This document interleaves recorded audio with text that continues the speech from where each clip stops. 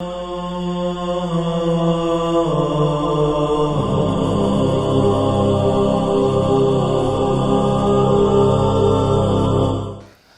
باللہ من الشیطان الرجیم بسم اللہ الرحمن الرحیم الحمدللہ الذی ہدانا لہذا وما كنا لنہتدی لولا ان ہدانا اللہ لقد جاءت رسل ربنا بالحق الصلاة والسلام والتحیۃ والاکرام علی سیدنا ومولانا ومولا الثقلین ابی القاسم محمد اللہم صلی علی محمد وآل محمد واہل بیتہ الطیبین الطاہرین المعصومین المنتجبین واللعنۃ الدائمۃ علی اعدائہم اجمعین.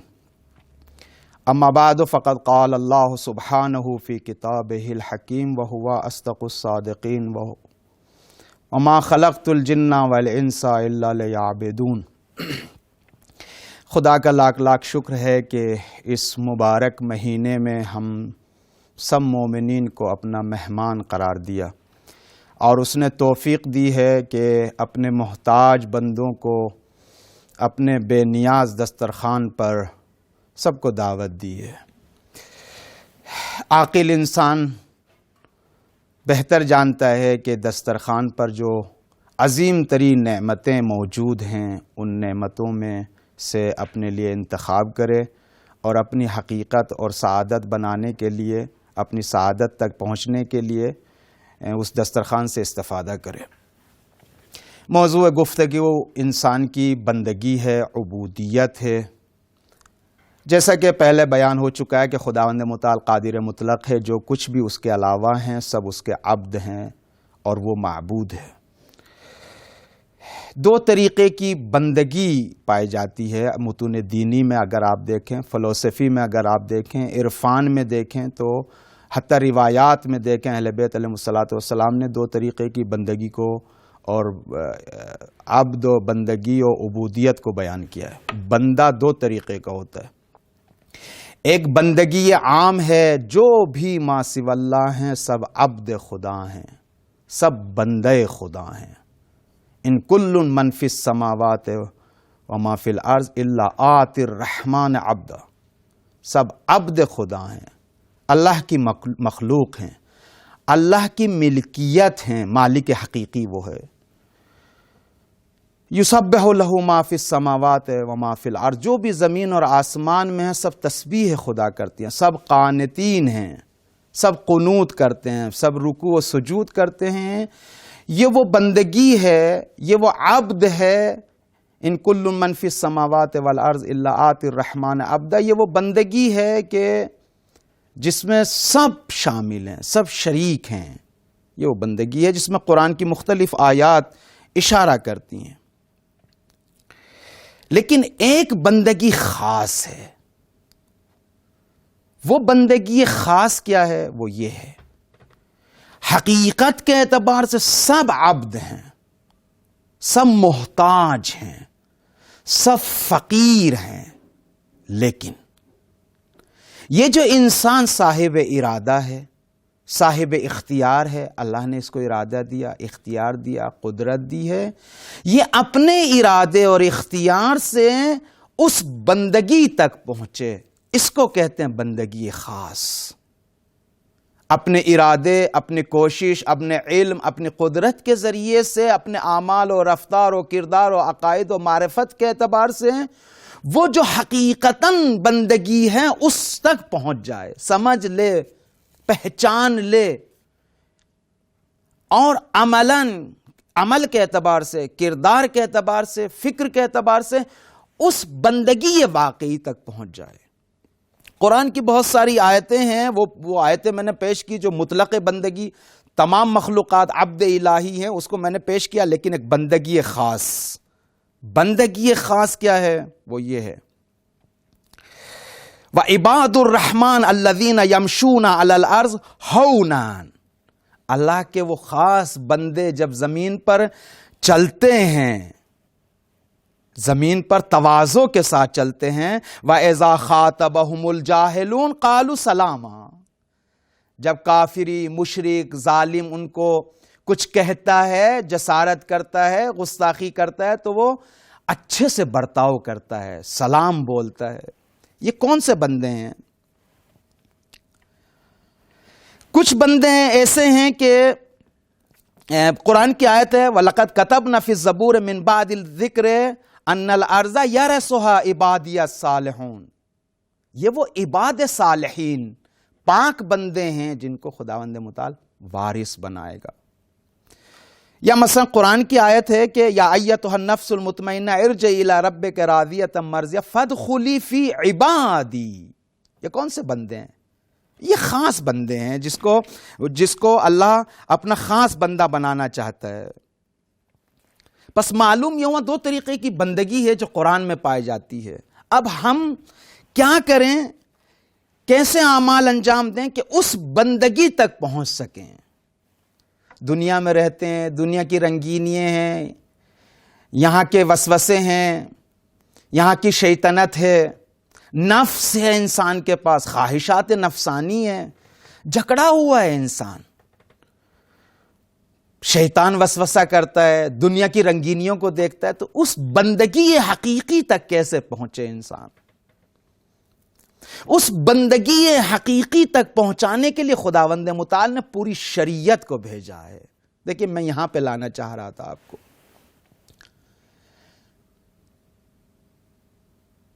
فَاعْبُدُونِي هَذَا صِرَاطٌ مُسْتَقِيمٌ۔ خداوند متعال قرآن میں فرما رہا ہے میری عبادت کرو، یہی صراط مستقیم ہے۔ خوب وہ عبودیت، وہ عبادت، وہ تشریعی کا قانون جو پیغمبر اسلام لے کر آئے، خدا نے وحی کے ذریعے بھیجا ہے، جس کو انسان کو بندگی اور کمال بندگی تک پہنچانے کے لیے، کمال بندگی انسان کو پہنچنا ہے۔ یہی شریعت ہے جو انسان کو وہاں تک پہنچا سکتی ہے۔ ظاہر سی بات ہے وہ مالک حقیقی ہے، ظاہر سی بات ہے جو کچھ میرے پاس ہے وہ مالک حقیقی ہے، اس نے دیا ہے۔ جب سب کچھ اس نے دیا ہے اور میں فقیر مطلق ہوں، حقیر مطلق ہوں، میں ذلیل ہوں، فقیر ہوں، مسکین ہوں، مستکین ہوں، حضرت امیر کی تعبیریں سنیں، وہ بندے حقیقی ہیں۔ جب زبان کھلتی ہے تو بندگی والی زبان کھلتی ہے، ان کی میں بندگی میں پائی جاتی ہے۔ انسان میں انانیت میں، کبریائی میں، بربریت میں، تکبر میں مبتلا ہے، لیکن اہل بیت اطہار علیہ الصلوۃ والسلام بندے محض ہیں، خالص اللہ کے بندے ہیں۔ جب زبان کھلتی ہے تو بندگی والی کھلتی ہے۔ آپ نے دعائے کمیل کا مطالعہ کیا ہے، حتماً پڑھیے، اس کے ترجمے کے ساتھ پڑھیے۔ ہم اپنی گفتگو میں بار بار کہتے ہیں میں یہ ہوں، میں وہ ہوں، میں یہ ہوں، میں وہ ہوں، لیکن حضرت علی جب میں کہتے ہیں تو اس کے پیچھے کیا بیان کرتے ہیں؟ اللہم انی اسألوک، خدایا میری میں تیری بارگاہ میں سوال ہے، فقر ہے، احتیاج ہے۔ واقعاً میرے پاس جو پہلی بات تو کچھ ہے نہیں، اگر ہے تو اس کا دیا ہوا ہے، لیکن جب میں اپنی ذات کی طرف دیکھتا ہوں تو میرے پاس کچھ نہیں ہے، میں فقیر مطلق ہوں، میرا اپنا کچھ نہیں ہے، سب اس کا دیا ہوا ہے، اس کی عطا ہے۔ یہی وجہ ہے کہ جب بندہ اپنے آپ کو اس کی بارگاہ میں دیکھتا ہے تو پورے جسم اور روح کی کیفیت بندے والی ہوتی ہے۔ آپ اہل بیت اطہار علیہ الصلوۃ والسلام کی زندگی کا مطالعہ فرمائیں، جب اذان ہوتی ہے، اذان سے پہلے جب وضو کے لیے اٹھتے ہیں تو پورا بدن لرزتا ہے۔ کیوں؟ اس لیے کہ بندہ تیار ہو رہا ہے معبود کے سامنے جانے کے لیے۔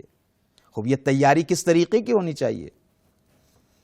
آپ دیکھیں کسی بڑی شخصیت کے سامنے جب آپ جانا چاہتے ہیں تو کس طریقے سے جاتے ہیں؟ بڑے اہتمام کے ساتھ جاتے ہیں۔ خداوند متعال سے بڑا کوئی ہے جس کے حضور میں جانا چاہتے ہیں؟ آپ دیکھیے، حالات پڑھیے اہل بیت اطہار علیہ الصلوۃ والسلام کے، کس طریقے سے تیار ہوتے ہیں، چہرے کا رنگ زرد ہے، بدن لرز رہا ہے۔ کیوں؟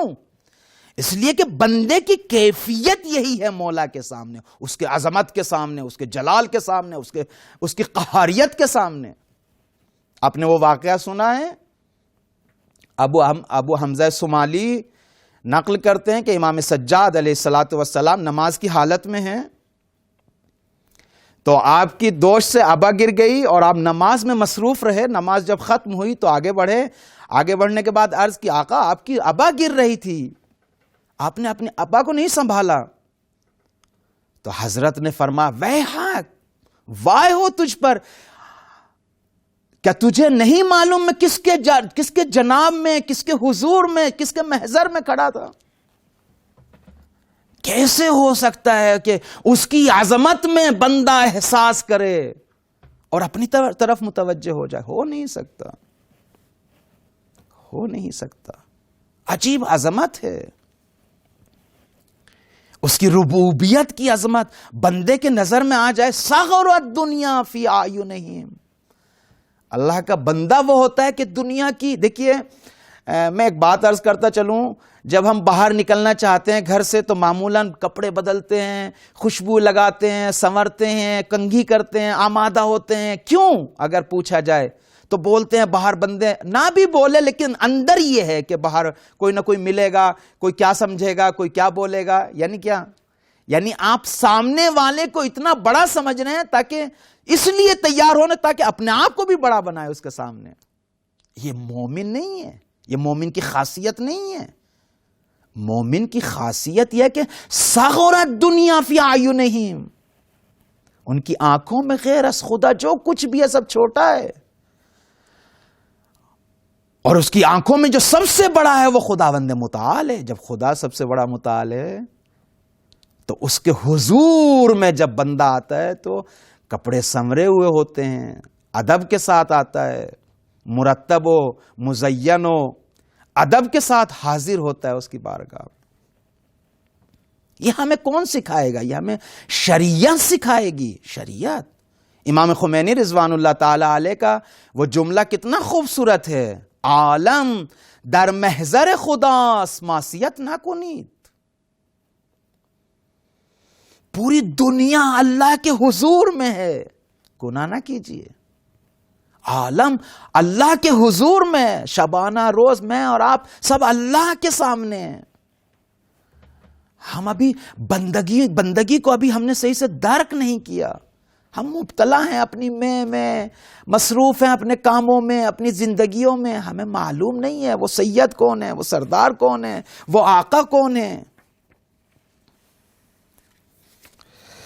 اگر میں آپ کے سامنے روایات کا مطالعہ کروں, عجیب روایات ہیں اہل بیت اطہار علیہم الصلوۃ والسلام سے.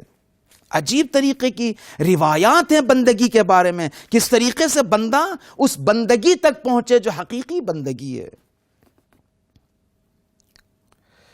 آپ روایت کو دیکھیں, عجیب روایت ہے. یا مثلا حضرت امیر کیا فرماتے ہیں, الہی کفا لی عزن, کفا بی عزن ان اکون لک عبدا.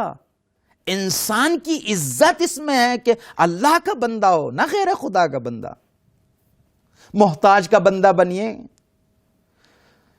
انسان کا بندہ بنے جس کے پاس کچھ نہیں ہے. فقیر کا بندہ بننے میں کیا ہے؟ آپ نے وہ واقعہ سنا ہے, ایک فقیر تھا, ایک علاقے میں رہتا تھا, بھٹکتا ہوا بادشاہ ادھر چلا گیا.